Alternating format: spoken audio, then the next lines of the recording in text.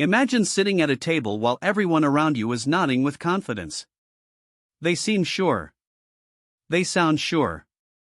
They talk about gains and charts and the future as if it is already decided. And you feel a quiet pressure inside. A pressure to agree. A pressure to join. A pressure to not look foolish. In moments like this, doubt feels dangerous. Silence feels safer. And asking a simple question can feel like standing alone in a room filling with smoke while everyone else stays seated. This is how financial bubbles often begin. Not with numbers. Not with technology. But with human behavior. We like to believe we are rational. We like to believe we make careful choices. But history shows something else.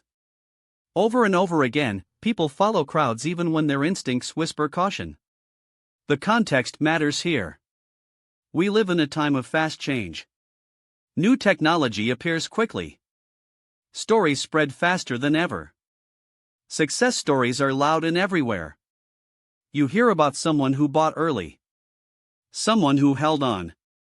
Someone whose life changed overnight. These stories stick. They trigger something deep inside us. A feeling called fear of missing out. It is not shallow. It is ancient. Long ago, being outside the group meant danger. Food disappeared. Protection disappeared. Belonging kept people alive. That instinct did not disappear just because markets replaced forests. Today, belonging looks like agreement. It looks like buying what others buy. It looks like repeating what others say. The first insight is the surface idea. When prices rise quickly, we confuse growth with proof. We tell ourselves that something going up must mean something real. Something solid. Something inevitable. We see charts and returns and think they explain themselves. But prices often rise not because value has increased, but because belief has spread. People buy not to use something, but to sell it to someone else later. This is an important shift. Utility fades. Hope takes over. In everyday life you can see this pattern. A restaurant becomes popular. The line grows longer. You assume it must be good. A video goes viral. You assume it must be true. A product sells out. You assume it must be needed. Popularity starts to stand in for quality. In markets, popularity stands in for value. And when enough people believe, the belief becomes self-reinforcing. Until it does not. The second insight hides underneath. We assume that intelligence protects us from crowd behavior. We assume that only careless people get swept up. But history tells a different story. Very smart people have been caught in bubbles. Careful thinkers have ignored warning signs. Experience does not remove emotion. In fact, success can increase risk because it builds confidence. When you see others getting rich, staying cautious can feel like failure. You may even do the right thing at first. You buy. You sell. You make a profit. You feel proud. But then you watch others stay in and make more. And something shifts. The question changes from "is this wise?" to "why am I missing out?" That moment is dangerous. Because the decision is no longer about value. It is about belonging. It is about status. It is about regret. Fear of missing out can push people back into situations they already judged as risky. It can make them ignore their own earlier wisdom. And once enough people do this together, a bubble inflates quickly. The third insight is the structural pattern. Almost every major bubble follows the same shape. A new idea appears. It may be real and powerful. It may truly change the world.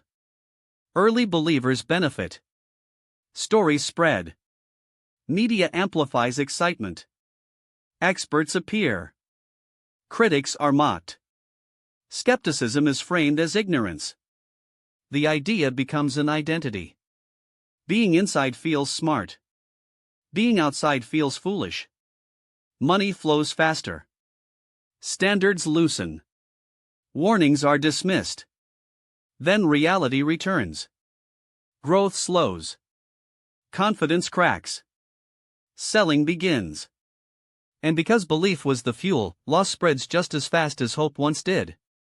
This has happened with rare flowers, with railways, with radios, with the internet. Each time the technology mattered. Each time the world did change. But that did not protect investors from loss. The mistake was not believing in change. The mistake was believing that change guaranteed profit. That belief turns innovation into speculation. Now comes the reframing. The question is not whether new technology is real. The question is how humans behave around it. A powerful idea can exist inside a dangerous market. Both can be true at the same time. When prices detach from usefulness, when stories replace fundamentals, when doubt is treated as weakness, risk grows quietly. And the most dangerous part is not that people are wrong. It is that people stop asking simple questions. What does this actually do? Who uses it? Why is it worth this much today? What would make it stop growing? When these questions feel unwelcome, something is already off. This is where the old story about the unseen clothes matters. When everyone agrees too loudly, silence becomes suspicious. People praise what they do not understand because admitting confusion feels worse. And often it takes a fresh voice, or a simple mind, to say what others are thinking but not saying. Maybe nothing is there. Maybe the story is bigger than the substance. Applying this to daily life means learning to notice pressure. Notice how it feels when everyone around you agrees. Notice how uncomfortable it feels to disagree. Notice when excitement replaces explanation. In practical terms, this might mean slowing down. Not buying just because others are buying.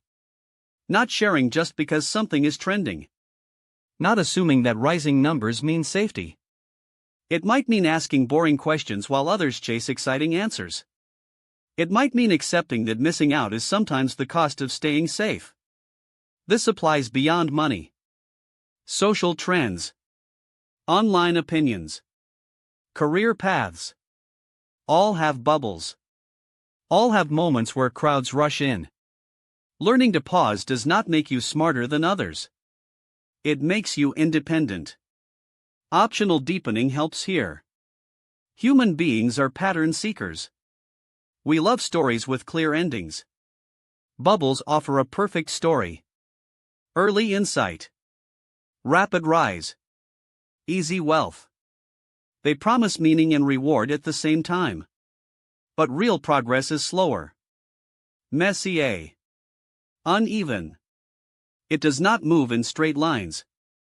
When something promises certainty in an uncertain world, it deserves extra care. You do not need to predict crashes.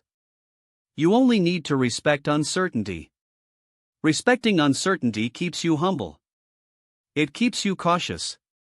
It keeps you free from the need to be right with the crowd. And that freedom is rare.